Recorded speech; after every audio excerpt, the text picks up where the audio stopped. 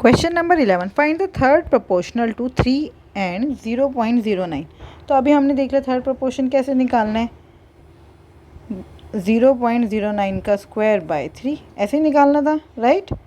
बस 0.09 इंटू में 0.09 बाई 3, 3 3 ज़ा 9, इस पॉइंट हटा के नीचे 100 कर दो, 9 3 ज़ा 27, कितने के बाद पॉइंट 1 2 3 4, 4 के बाद point 0.0027। This is the right answer. Check कर लेते हैं। Question number 12, if the cost price of an article is 50% of the mark price, then what is the profit percent after allowing a discount of 20%। देखो, let the mark price be 100, तो cost price कितना हो गया 50, और discount दिया 20% का, तो selling price कितना हो गया 80। 100 पे ये मार्क प्राइस है हमारा, है ना। 100 पर 20% का डिस्काउंट, मतलब 20 का डिस्काउंट दे दिया, तो सेलिंग प्राइस हो गया 80। इसका मतलब प्रॉफिट कितने का हो रहा है, 30 का कितने पर, 50 पर 3/5। वैसे देखते ही पता है 3/5 60% होता है, नहीं तो नहीं भी पता चल रहा तो इंटू 100% कर दो, 520 is 100, 60%, 60% is the right answer. Question number 13, if x is equals to 81, then what is the value of x minus 6। ये इस पूरे की वैल्यू निकालनी है, राइट। हमें इस पूरे की वैल्यू निकालनी है। 81 का क्या मतलब है, x इज इक्वल्स टू 3 की पावर 4 है। 81 का मतलब 3 की पावर 4 होता है, तो यहाँ पे हर जगह पे x की जगह 3 की पावर 4 डाल दो। यहाँ पे x को 81 ही रखो। 81 माइनस 6 कितना हो गया 75, इंटू में 3 की पावर 4 इंटू में 1/2, ये ऐसे ही है, प्लस 3 की पावर 4 इंटू में 1/4 इंटू में 3 की पावर 4 इंटू में 1/4। फिर यहाँ पर भी x की पावर, मतलब x नहीं 3 की पावर 4 इंटू में 3/4 प्लस 3 की पावर 4 इंटू में 1/2, फिर 3 की पावर 4 इंटू में 1/2 प्लस 1। कर लो सॉल्व, ये हो गया 75 इंटू में 3 की पावर, ये स्क्वायर आ गया, 3 का स्क्वायर 9 प्लस 3 इंटू में 3 अपॉन में ये 4 से 4 कैंसिल, 3 की 3 मतलब 27 प्लस 3 का स्क्वायर मतलब 9, फिर वही 3 का स्क्वायर मतलब 9 प्लस 1, तो कितना हुआ ये 75 इंटू 12 इंटू 3, 27 प्लस 9 36 इंटू में 10, 12 3 ज़ा 36 से 36 कैंसिल हो गया, 75/10 कितना हुआ 7.5। 7.5 is the right answer. Check भी कर लेते हैं। Question number 14, 6 man and 8 women can do a work in 10 days। तो यहाँ पे हम लेट कर लेंगे। देखो, मैंने ये क्वेश्चंस जब टाइम एंड वर्क चैप्टर करवाए बहुत अच्छे से समझाए हैं। हम लेट कर लेते हैं, m 1 मैन की एफिशिएंसी है और w 1 वुमेन की एफिशिएंसी है ना। एफिशिएंसी मतलब 1 डे वर्क, तो टोटल वर्क कितना होगा, टोटल वर्क 6 आदमी है, एक दिन में 6 m काम करेंगे। 8 वुमेन है तो एक दिन में 8w काम करेंगी, और ये कितने दिन तक काम कर रहे हैं 10 दिन तक। लेकिन अगर हम दूसरी वाली कंडीशन देखें, वो भी तो टोटल वर्क है काम। तो अब यहाँ पे 5 आदमी और 15 औरतें मिलकर 8 दिन में काम कर रही हैं, तो ये भी टोटल वर्क है। 5 मैन एक दिन में इतना काम करेंगे, 15 वुमेन एक दिन में इतना काम करेंगे, और ये कितने दिन तक काम कर रहे हैं 8 दिन तक। तो दोनों टोटल वर्क है, दोनों इक्वल होंगे। 6m प्लस 8w इंटू में 10 is equals to 5m plus 15w into में 8, 2 4 ज़ा 8, 2 5 ज़ा 10, 30m plus 40w is equals to 20m plus 15 4 ज़ा 60w। 20m इधर माइनस में आ गया, ये हो गया 10m is equals to 20w। 0 से 0 कैंसिल, m/w कितना आया 2/1। मतलब अगर m मैन की एफिशिएंसी 2 है तो वुमेन की एफिशिएंसी 1 ही है ना। तो बस टोटल वर्क निकालो। टोटल वर्क कितना हो गया, मैन में 2, 6 2 ज़ा 12 प्लस w, और w की जगह 1 रख दो, 8, 12 प्लस 8 इंटू 10 कितना हुआ 20 इंटू 10 200, 200 हो गया टोटल वर्क। अब उन्होंने बोला 17 मैन और 16 वुमेन मिलकर कितने दिनों में काम ख़त्म करेंगे, 200 टोटल काम है। एक दिन में 17 आदमी कितना काम करेंगे, 17 2 ज़ा 34, और एक दिन में 16 वुमेन कितना काम करेंगे, 16 यूनिट्स। 34 + 16 कितना हो गया, 34 + 6 40 और 10 50, बस 50 यूनिट काम रोज़ हो रहा है, 200 काम करना है, 54 × 200, 4 दिन में काम ख़त्म हो जाएगा। Let's check it, yes 4 days is the right answer. Find the compound interest on 16,540 for 2 year at 16% per annum compounded annually। देखो ये सिंपल है, पहले साल 16% का इंटरेस्ट मिलेगा, दूसरे साल भी 16% का इंटरेस्ट मिलेगा, और दूसरे साल में 16 के ऊपर फिर 16% का इंटरेस्ट मिलेगा।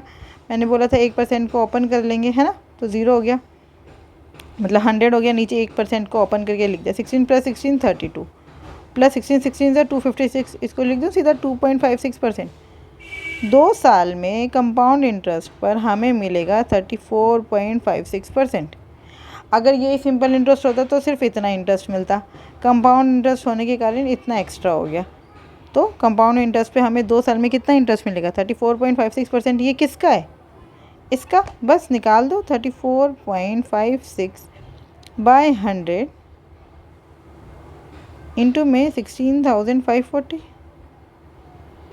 है ना, 16,540 का 34.56%। अब पॉइंट हटा के यहाँ पर भी 100, मतलब एक और 100 आ जाएगा, काट दो, कितना हो गया, अब ये 1000 बचा।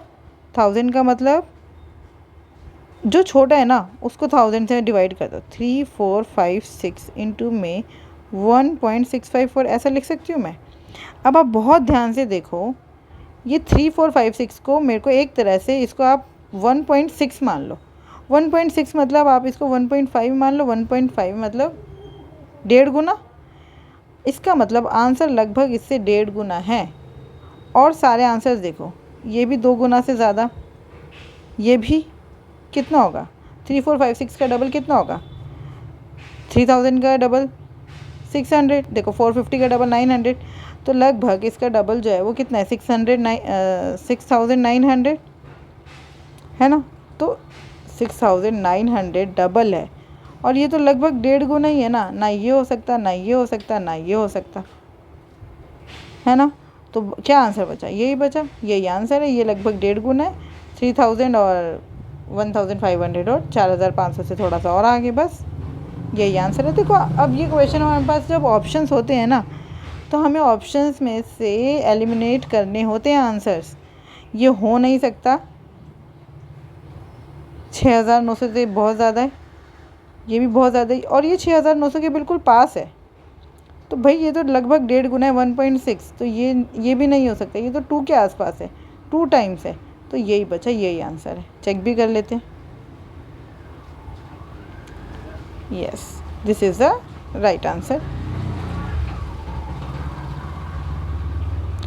Question number 16. A right circular cone having slant height of 37 cm and diameter of base 24, तो radius कितना हो गया 12, is melted and reshaped into a right circular cone of radius 6 cm. What is the height of the new cone? तो देखो दोनों की volume same होगी, तो इसकी वॉल्यूम निकालने के लिए हमें क्या होना चाहिए, हमारे पास क्या होना चाहिए, हमारे पास होना चाहिए हाइट, बट स्लैंट हाइट दे रखा है, तो हाइट का square is equals to L square minus R square. तो 37 का स्क्वायर माइनस 12 का square, A square minus B square कितना होता है, a + b, a - b। 37 - 12 कितना हुआ, 25 इंटू में 49, बस। तो h हो गया 5 × 7 = 35। हाइट आ गई, तो 1/3 पाई r स्क्वायर, r कितना है 12 × 12 × 35 = अब दूसरे वाले कोन की वॉल्यूम के बराबर होगा वो 1/3 पाई r स्क्वायर 6 × 6 इंटू में हाइट। 1/3 पाई से 1/3 पाई कैंसिल, 6 × 2 = 12, 6 × 2 = 12, बस। 35 × 2 = 70, 70 × 2 = 140, 140 is the right answer. Yes, 140 is the right answer. Question number 17. A dealer marks the price of clothes 31% more than the cost price. If he allows a discount of 21% on the marked price, then his profit percentage is।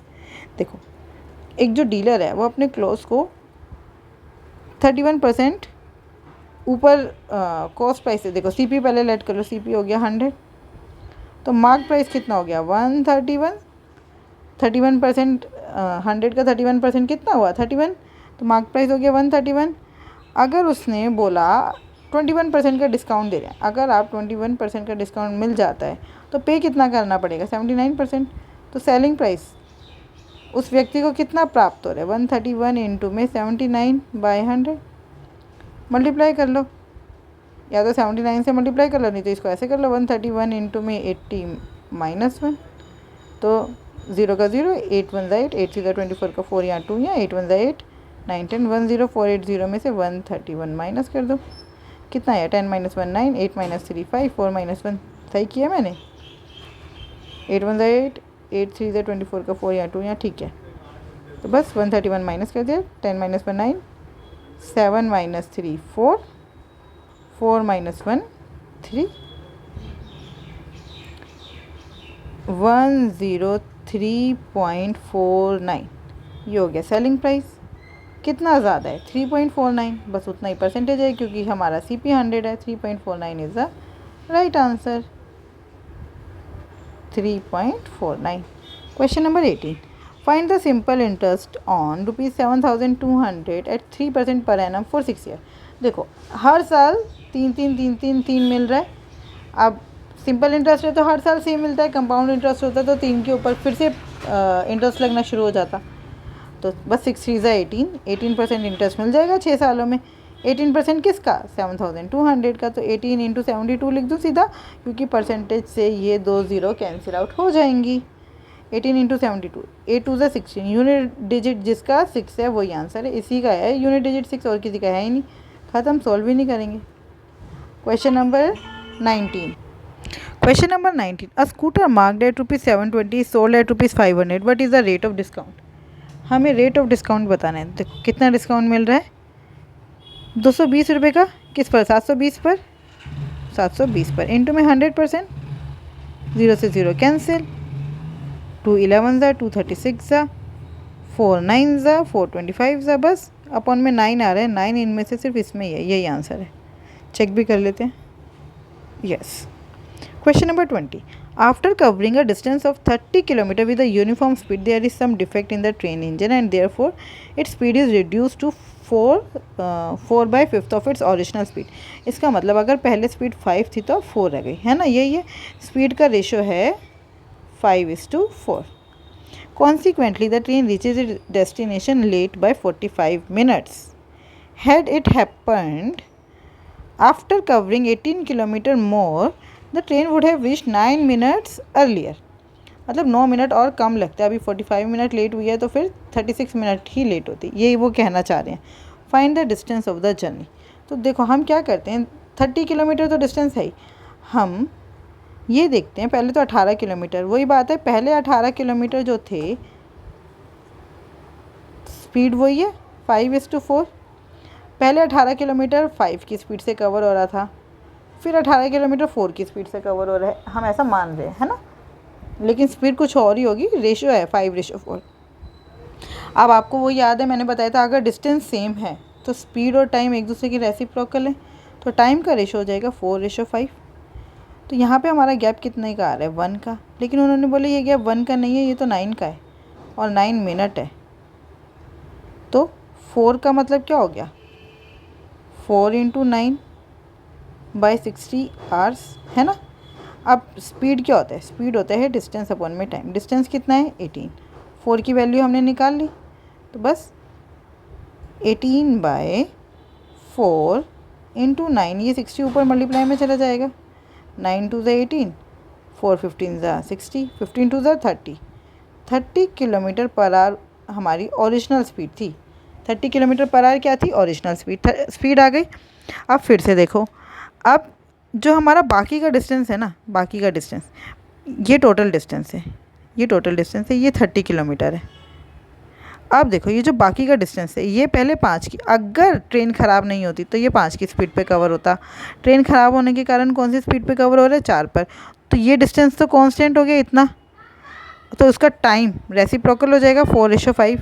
लेकिन उन्होंने क्या बोला, ये जो gap है ये 1 represent करे 45 minute को। अगर कुछ ख़राबी नहीं आई होती तो पूरा का पूरा डिस्टेंस रेशो के हिसाब से 4 में कवर हो जाता, लेकिन अब कितना लग रहा है 5 में।